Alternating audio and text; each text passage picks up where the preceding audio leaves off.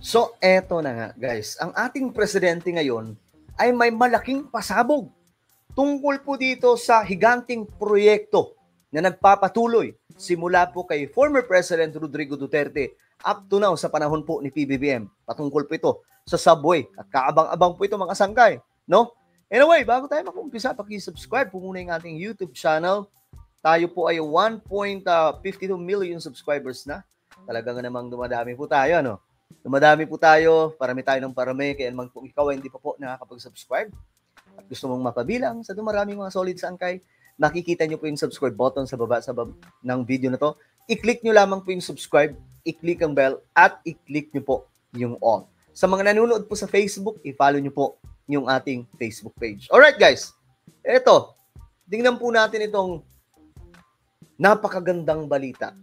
Ngayon, patungkol po ito sa subway ng ating bansa. Kasi may mga agam-agam yung ibang mga toxic anti-government na sinasabi po nila, hindi na daw po pinagpatuloy ni PBBM ang subway. Kalokohan po yan. Sa totoo lang, ito real talk.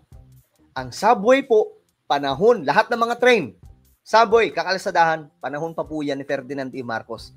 Nasa blueprint po yan, mga sangkay. Mismo si Tugade, sinabi po niya mismo yan sa isang interview panahon pa po ni PRRD. At alam ko yan, mga sangkay, kasi kino-content natin yan before. Ngayon, pagkatapos si PRRD, salamat kay Tatay Digong at naumpisa niya po na implement niya yung project ni Ferdinand E. Marcos. Ngayon, pagdating ni PBBM, hindi ko alam ano nangyari, mayroong mga kaunting problema, kagaya po ng right of way, mga sangkay, inayos po yun ni PBBM. Yung mga contractor, yung mga investor, ngayon, ang dami pong inayos ni PBBM. At akala ng iba, hindi na po ito may ipagpapatuloy. Pero ang matindi dito, mga sangkay, ito yung balita ngayon. Bagong-bago. Ayon po sa report, subway at MRT extension target matapos at magamit sa taong 2026. Paano nangyari yun? Akala ko ba hindi matatapos sa panahon ni PBBM? Bakit 2026 matatapos na? Diba? Ganun kabilis, mga sangkay. Ibang klase talaga magano yung pag Marcos matalino eh. Tingnan nyo yung San Juanico Bridge. Ilang taon lamang pong ginawa yun, mga sangkay. Wala pa pong mga high-tech na kagamitan noon. Mano-mano pa lang. Pero di ba ganun kabilis? Eto na naman ngayon, mga sangkay, nagpapakitang gilas po si PBBM. Okay? Huwag na natin muna pag-usapan yung mga politika, yung away ng mga politiko. Ito po muna, tutukan natin, mga sangkay, kasi pare-parehas po tayo may kinabang nito. DDS ka man, Dilawang ka man, Marcos Loyalist ka man. Lahat tayo sasakay niyan, mga sangkay. Diyos mo yung marimar. O ito, panoorin natin. Wala raw pagsisisi si Pangulong Bongbong Marcos sa utos na i-delay ang EDSA Rehabilitation Program. Kasi sabay niyan, ipinaliwanag ng Pangulo ang desisyon na magpatupad ng 50% discount sa single journey tickets ng mga estudyanteng pasahero ng LRT at MRT. Di ba? Ang daming blessing actually sa panahon ni PBBM, mga sangkay. Kasi yung mga estudyante, meron na po silang libreng discount, na 50%. Kalahati po, mga sangkay, ng binabayaran nilang pamasahe sa MRT or LRT, sagot na po ng gobyerno. Di ba? Ganun kalupit yung government natin ngayon. At malupit pa, mayroon pa isa. Sabi pa sa balita, nauna pa po, bago yan, mga sangkay, yung patungkol naman po sa 1+3 tuwing linggo. Pag 4 kayong sasakay, isa lang ang bibili ng ticket, yung 3, sagot na po. Hindi na po magbabayan. Diba? Tuwing linggo po yun. Alright? Sa panahon lamang po yung BBM, mga sangkay nangyayari. Wala pong ganyan noon. Epektibo na ito ngayong araw kahit pa weekend o holiday. Ang aming exclusive interview sa report na ito. Siksikan kapag rush hour at minsan nagkakaaberya pa. Dahil dito, nabansagang mandirigma noon ang mga mananakay ng MRT.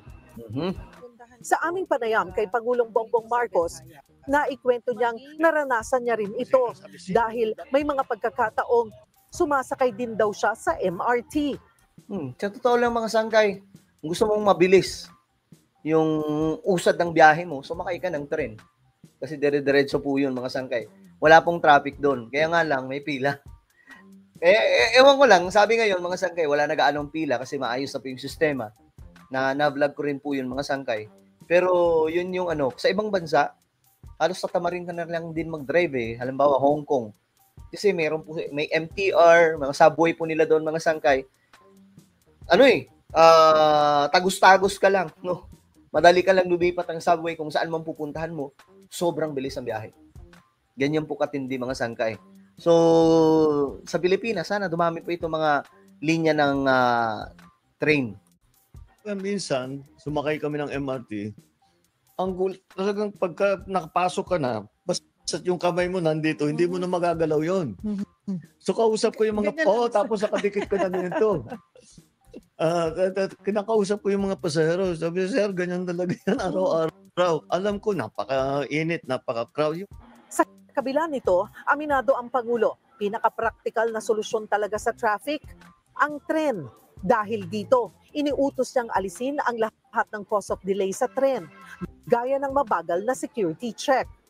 Iginiit din niya ang cashless payment. Yun yung modernization ngayon mga sangkay, ginagawang moderno ni PBBM ang bansa natin. Cashless payment na po sa mga train. At para sa mga estudyante at senior citizens, mas malaking diskwento sa pamasahe. Pati senior citizen, mga sangkay, kita nyo na. Estudyante, senior citizen, 50% discount.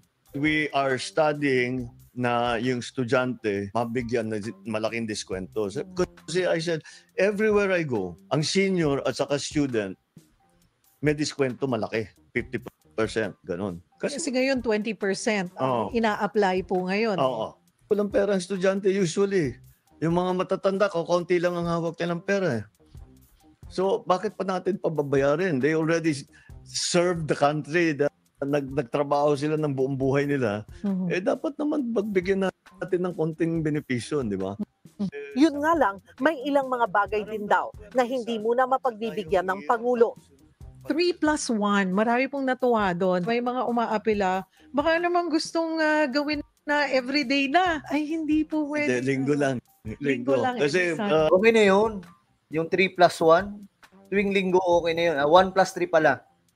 Pambira. Tuwing linggo, wag naman yung tuwing lahat na ng araw 3+1 or 1+3. Ang namin, linggo is a Family day. Pagdating sa iba pang long-term projects. Ito na yung long-term projects. Abangan po natin subway. Alam niyo guys, nakikita ko po kasi ito sa mga kakalsadahan.